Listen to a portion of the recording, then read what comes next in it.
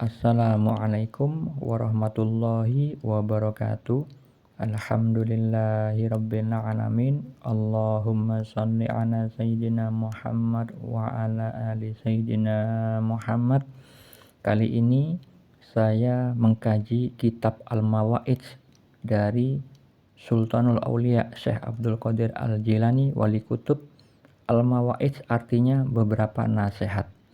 Nasihat dari beliau, beramallah dan bersungguh-sungguhlah, namun janganlah bergantung pada amal. Orang yang tidak beramal adalah pemimpi, sedangkan orang yang bergantung pada amal adalah sombong dan terpedaya.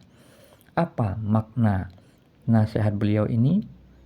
Saudara-saudariku yang dirahmati Allah, kita ketahui bahwa Allah berfirman di dalam Al-Quran pada surat Az-Zariyat ayat 56 bahwa jin dan manusia diciptakan oleh Allah untuk beribadah kepadanya. Oleh karena itu, beliau menganjurkan beramallah, berbuat, dan bersungguh-sungguhlah.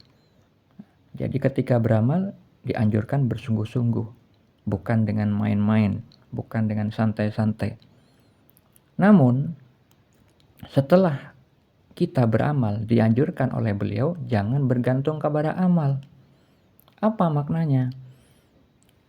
Kita seringkali banyak yang tidak mengetahui bahwa kemampuan beramal soleh itu adalah karunia rahmat dari Allah Subhanahu wa taala, sebagaimana Nabi Muhammad SAW yang bersabda, amal seseorang tidak akan memasukkannya ke dalam surga. Engkau juga tidak, wahai Rasulullah? Tanya beberapa sahabat.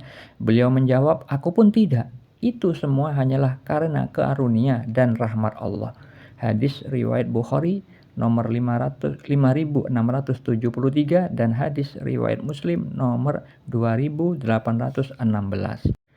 Hadis tersebut terkait dengan firman Allah di dalam surat An-Nisa ayat 79. Allah Ta'ala berfirman, kebajikan apapun yang kamu peroleh adalah dari sisi Allah. Begitu juga terkait dengan firman Allah di dalam surat At-Takwir ayat 29. Allah Ta'ala berfirman, kamu tidak dapat berkehendak kecuali apabila dikehendaki Allah Tuhan semesta alam. Saudara-saudariku yang dirahmati Allah, amal kita sudah Allah ciptakan, sudah Allah tetapkan ketika kita masih berusia 4 bulan di dalam janin kandungan ibu kita. Disebutkan dalam hadis yang agak panjang bahwa ketika ruh kita ditiupkan ke dalam jasad, ditetapkan 4 perkara, di antaranya rezekinya, amalnya, ajalnya, ya, masa celaka atau bahagianya. Jadi amal kita itu sudah Allah tetapkan sebelum kita mampu beramal. Amal di dalam hadis tersebut adalah peluang berbuat baik atau peluang berbuat jahat atau fasik. Hal itu terkait dengan firman Allah di dalam surat Asy-Syams ayat 8. Jadi Allah itu berfirman dalam ayat tersebut, kita ini diilhamkan, diberikan kemampuan, bebas berkehendak, bisa berbuat fasik atau berbuat jahat, dan kita juga dimampukan, ya, diberi kebebasan, kemampuan bebas berkehendak melakukan ketakwaan. Oleh karena itu, kita ketika diberi peluang bisa berbuat baik atau berbuat jahat, maka Allah memberikan kunci, memberikan solusi, memberikan rumusan, formula agar kita dimampukan untuk berbuat takwa dan dihindarkan dari perbuatan fasik atau berbuat jahat. Hal itu Allah firmankan pada surah Asy-Syams pada ayat berikutnya, yaitu ayat ke-9. Allah Ta'ala berfirman, sungguh beruntung orang yang menyucikannya jiwa itu. Maknanya, sungguh beruntung orang yang bertakwa, yang dengan amal soleh lahiriahnya, akhirnya apa? Ruhnya itu bisa memandang keagungan Allah. Ya.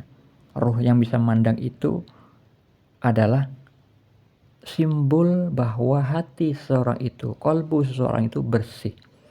Nah, jadi kalau misalkan hati bersih, Maka kita teringat sabda Nabi Muhammad SAW dalam hadis riwayat Bukhari nomor 52 dan hadis riwayat Muslim nomor 1599. Beliau bersabda, "Ingatlah bahwa di dalam jasad itu ada segumpal daging. Jika ia baik, maka baik pula seluruh jasad. Jika ia rusak, maka rusak pula seluruh jasad. Ketahuilah bahwa ia adalah hati." Jadi, orang yang memiliki hati yang bersih, hati yang baik, itu adalah orang-orang yang senantiasa beramal soleh. Orang-orang yang bersungguh-sungguh di dalam menjalankan ketakwaan, menjalankan perintah Allah, dan menjauhi larangan Allah dengan niat yang benar dan dengan tata cara yang benar sesuai Al-Quran dan As-Sunnah. Sehingga dengan amal soleh lahiriahnya itu membersihkan titik-titik hitam yang menutupi hati. Hal itu Rasulullah SAW bersabda di dalam hadis riwayat At-Tirmizi dari Abu Hurairah radhiyallahu anhu, "Jika seorang hamba melakukan satu dosa, niscaya akan ditorehkan di hatinya satu noda hitam. Seandainya dia meninggalkan dosa itu, beristighfar dan bertobat, niscaya noda itu akan dihapus. Tapi jika dia kembali berbuat dosa, niscaya noda-noda itu akan semakin bertambah hingga menghitamkan semua hatinya." Itulah penutup yang difirmankan Allah di dalam surah Al-Mutaffifin ayat 14, Allah Ta'ala berfirman, "Sekali-kali tidak demikian. Sebenarnya apa yang selalu mereka lakukan itu telah menutup hati mereka." Nah, itulah kaitannya dengan hadis Nabi yang tadi. Ya, jika hati baik, ya, segumpal daging yang bernama hati itu baik, maka baik pula seluruh jasad. Bisa melahirkan amal-amal soleh yang mengandung kebaikan. Tetapi jika ia rusak, jika hatinya rusak, tertutupi dengan titik-titik hitam, maka rusak pula seluruh jasad. Amal-amal yang dilahirkan, yang diperbuat dengan anggota badannya itu mengandung kemaksiatan, tapi tidak menyadarinya.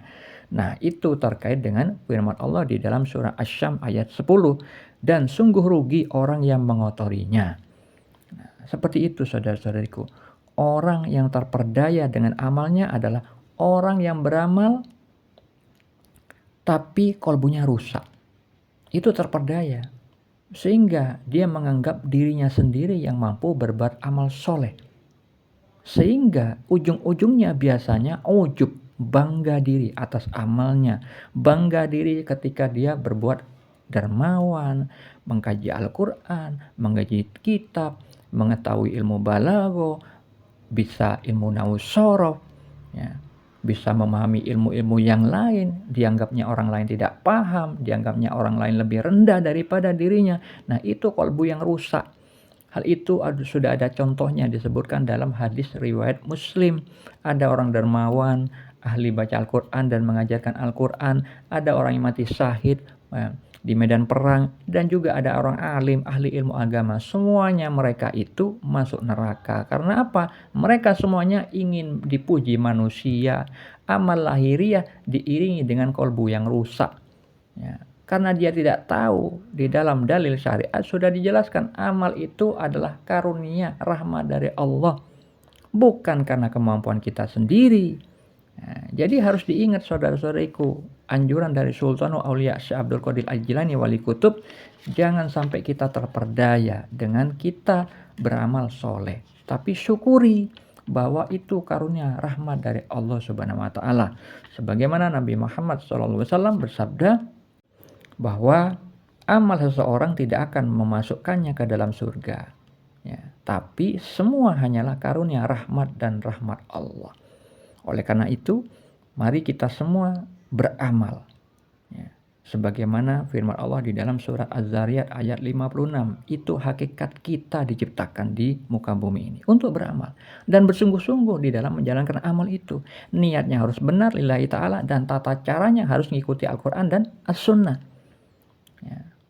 Sultan Aulia juga berkata, yang tidak beramal adalah pemimpi. Dia hanyalah orang-orang yang berhalusinasi. Orang-orang yang angan-angannya panjang, ya, berharap masuk surga tapi tidak beramal. Mana mungkin? Maka inilah kesesatan orang-orang yang ada di grup-grup makrifat ataupun di YouTube yang mengatakan orang makrifat tidak sholat lagi. Nah, itulah karena mereka tidak memahami ilmu syariat dan kolbunya juga rusak. Semoga hal ini bermanfaat. Assalamualaikum warahmatullahi wabarakatuh.